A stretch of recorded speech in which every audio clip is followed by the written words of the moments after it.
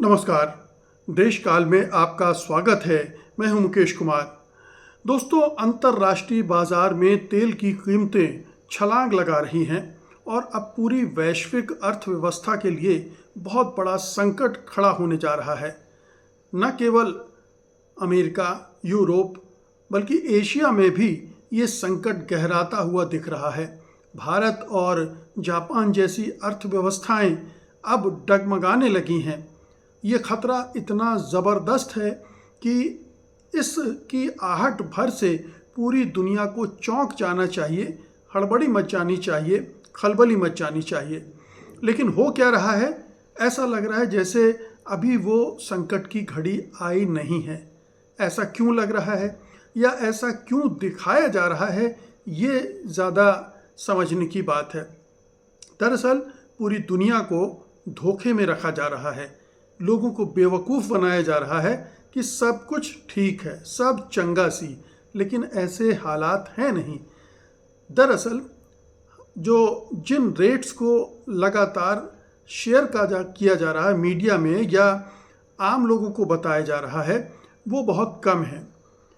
अंतर्राष्ट्रीय बाजार में तेल की कीमतें बताई जा रही हैं कि वो $109 प्रति बैरल के आसपास हैं। अगर इतना दाम होता तो चिंता की बात तो थी ही इस पर भी, लेकिन उतनी बड़ी चिंता ना होती अगर आपको हम ये बताएं कि दरअसल असली दाम तो इससे कहीं ज़्यादा है। 35 से $40, बल्कि इससे भी ज़्यादा का अंतर है दोनों मार्केट में, और कई बार तो ये फ़र्क $57 तक हो गया। दूसरे मार्केट की जो मैं बात कर रहा हूँ वो है जो असली में जिस रेट पर तेल बेचा जा रहा है। यानी अंतर्राष्ट्रीय बाजार जो है वो वादा कारोबार या फ्यूचर ट्रेडिंग के आधार पर रेट तय कर रहा है। वो बता रहा है कि $109 प्रति बैरल के हिसाब से तेल है, और वो तो ये भी कह रहा है कि इस साल के अंत तक जो तेल की कीमतें होंगी वो $80 प्रति बैरल के हिसाब से होंगी। लेकिन साल के अंत तक क्या होगा कोई नहीं जानता। आज क्या हो रहा है, हमारी नज़रें उस पर होनी चाहिए। आज जंग चल रही है मध्य पूर्व में। होर्मुज डल डमरू मध्य बंद है, वहाँ से 20% तेल की निकासी रुक गई है। कुछ और चीज़ें ऐसी हो गई हैं जिनकी वजह से तेल के उत्पादन पर फर्क पड़ा है। ईरान ने जो हमले किए हैं सऊदी अरब, संयुक्त अरब अमीरात वगैरह में, वहाँ तेल के उत्पादन में अव्यवस्था पैदा हुई है, अवरोधक पैदा हुए हैं, बाधा पैदा हुई है, जिसकी वजह से जितना तेल मार्केट में आना चाहिए वो नहीं आ रहा है और रेट बढ़ते जा रहे हैं। तो जो फ्यूचर ट्रेडिंग है या वादा कारोबार है वो अंतर्राष्ट्रीय जगत में बता रहा है कि $109 प्रति बैरल के हिसाब से तेल उपलब्ध है, बिक रहा है। और यही रेट अमेरिका के राष्ट्रपति डोनाल्ड ट्रंप से लेकर दुनिया भर के जितने भी प्रधानमंत्री, राष्ट्रपति, वित्त मंत्री हैं या जो व्यापार मंत्री हैं, वो सब यही रेट कोट कर रहे हैं। लेकिन असली कीमत, जैसा मैंने बताया, जिस रेट पर टैंकरों में तेल भरा जा रहा है अभी मध्य पूर्व में, वो रेट क्या है, या दूसरी जगहों पर किस रेट में टैंकरों में तेल भरा जा रहा है, असली रेट तो वो है। और असली रेट वो है कि वो लगभग $140 प्रति बैरल तक पहुंच गया है, और कभी कभी ये $166 प्रति बैरल तक बढ़ जाता है। यानी जंग शुरू होने के बाद से जो तेल का असली भाव है वो 76% तक बढ़ गया है, और जो फ्यूचर ट्रेडिंग वाला भाव है, वादा कारोबार वाला भाव है, वो केवल 36% बढ़ा है। तो आप सोचिए 36 और 76% का फ़र्क है दोनों के बीच में।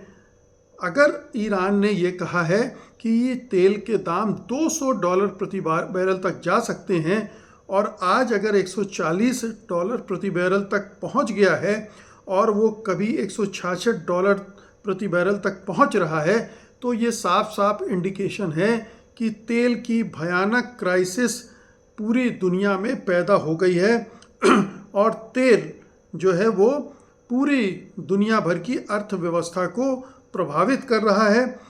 ये बात हमसे छिपाई जा रही है। इसका सबसे खतरनाक पहलू तो ये है।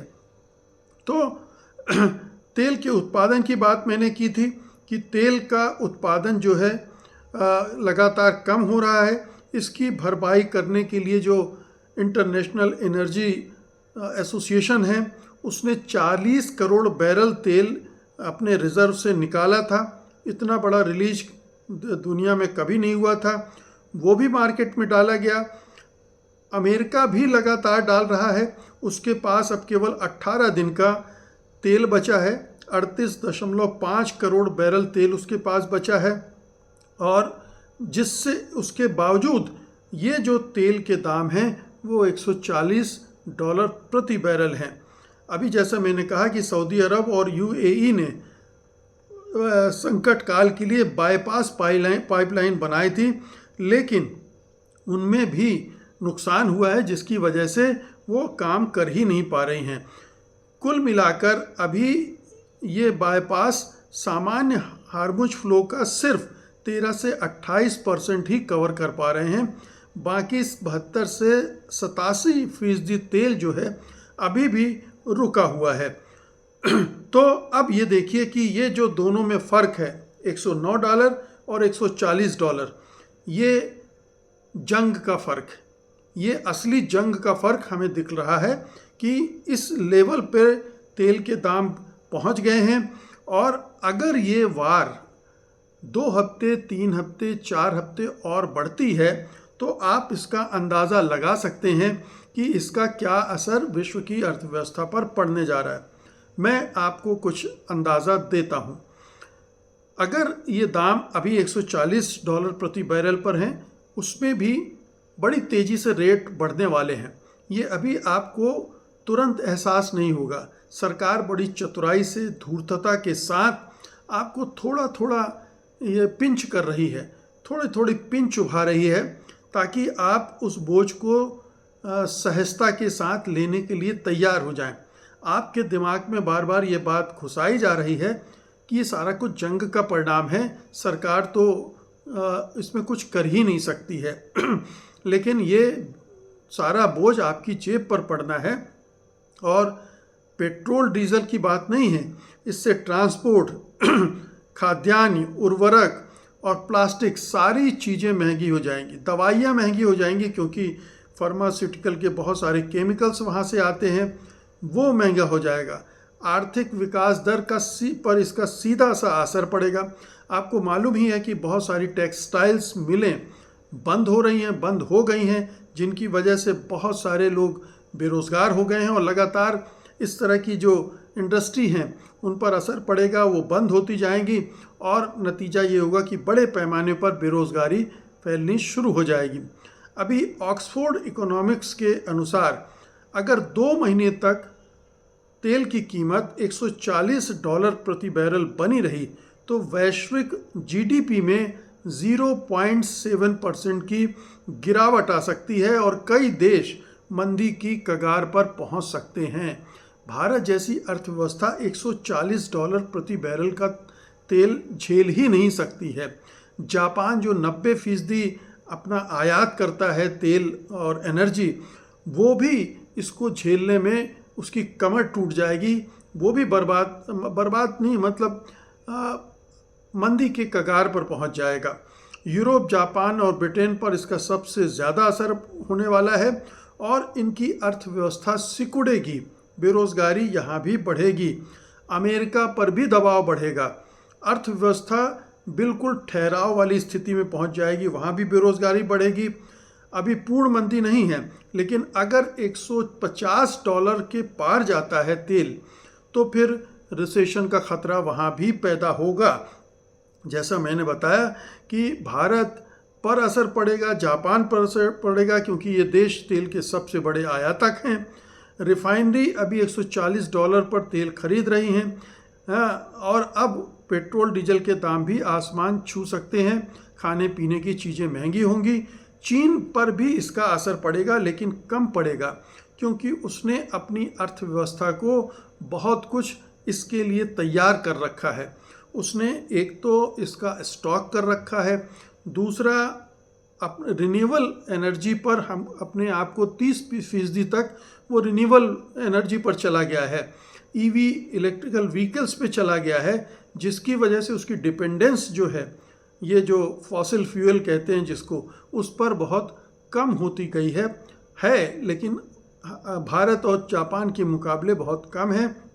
और ये भी आप जानते हैं कि कैसे ईरान से उसको तेल मिल रहा है, रूस से उसको तेल मिल रहा है, बल्कि स्थिति तो ये आ गई है कि चीन अभी मुनाफा कमा रहा है। रूस से तेल आयात करके रिफाइन करके वो अपने पड़ोसी देशों को वो तेल अंतर्राष्ट्रीय बाजार के दरों पर बेच रहा है, यानी वो इसमें भी उसका फ़ायदा हो रहा है। उसके पास अपने लिए पेट्रोल और डीजल है या दूसरे पदार्थ जो पेट्रोलियम प्रोडक्ट्स हैं वो हैं, दूसरों को भी अपने पड़ोसी देशों को मदद भी कर रहा है, हालांकि उसकी कीमत वसूल रहा है वो, लेकिन उन पड़ोसी देशों की इस बहाने मदद भी हो रही है। तो चीन की स्थिति दूसरी है, भारत और जापान की स्थिति दूसरी है। एयरलाइंस, ट्रांसपोर्ट, मैन्युफैक्चरिंग कंपनियों की लागत बढ़ेगी, मुनाफा घटेगा और उनके शेयर भी गिरेंगे। कई लोग मानते हैं कि ये स्थिति 2008 में जो सब प्राइम क्राइसिस आई थी यूएस में, उस जैसी बन सकती है। और अगर जंग 3-4 महीने चली तो $200 प्रति बैरल तक ये पहुंच जाता है। अब आइए इसको इस तरह से देखें ये सारी क्राइसिस तो आखिरकार अमेरिका और डोनाल्ड ट्रंप की पैदा की हुई है। वही एक इल्लीगल वार लड़ने पहुंच गए, इल्लीगल हमला किया उन्होंने ईरान पर, इजराइल और दोनों ने मिलकर, और उसकी वजह से ये पूरी क्राइसिस बिल्ड होती चली गई, क्योंकि ईरान ने अपनी रणनीति के तहत होर्मुज जल डमरू मध्य को बंद कर दिया और ये जो खाड़ी के अरब देश हैं उन पर लगातार हमले किए। और अभी तो ये जब नया दौर शुरू होगा, जो ट्रंप धमकी दे रहे हैं कि हम अब ईरान की जो ऑयल फैसिलिटीज़ हैं, ख़ासतौर पर खार्ग आइलैंड में जहाँ से 90% ऑयल जो है वो एक्सपोर्ट करता है ईरान, अगर उसको ध्वस्त करता है तो न केवल उससे भी ऑयल सप्लाई या पेट्रोलियम सप्लाई अंतर्राष्ट्रीय बाज़ार में प्रभावित होगी, बल्कि उसके जवाब में अगर ईरान ने, हूती ने सऊदी अरब, संयुक्त अरब अमीरात, बहरीन, कुवैत, इन सब जगहों पर हमले किए उनके ऑयल फैसिलिटीज़ पर, तो उनका प्रोडक्शन भी प्रभावित होगा और ये क्राइसिस और बढ़ती चली जाएगी।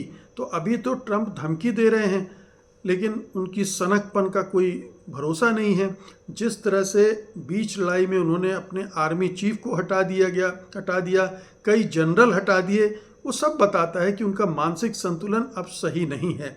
वो किस तरह से अमेरिका को चला रहे हैं ये अब सब समझ रहे हैं, और उससे कितनी बड़ी क्राइसिस अमेरिका में पैदा हो रही है, कितनी बड़ी क्राइसिस दुनिया के लिए पैदा हो रही है और इसकी क्या कीमत चुकानी पड़ेगी, शायद उनको एहसास नहीं है।